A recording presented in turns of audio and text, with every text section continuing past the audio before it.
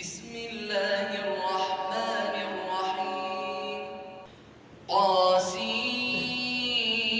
طاسيم ميم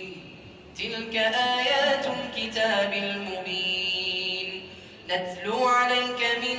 نبأ موسى وفرعون بالحق لقوم يؤمنون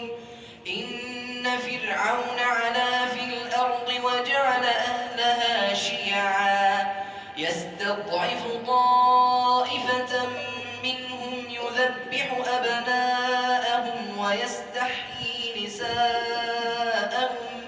إنه كان من المفسدين ونريد أن نمن على الذين استضعفوا في الأرض ونجعلهم أئمة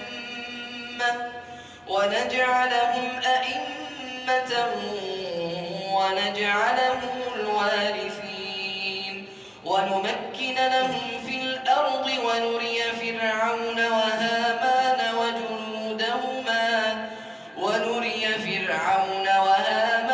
وجنودهما منهم ما كانوا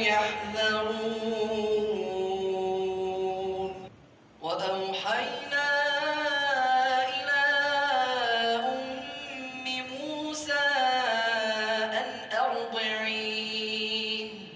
فإذا خفت عليه فألقيه في اليم ولا تخافي ولا تحزني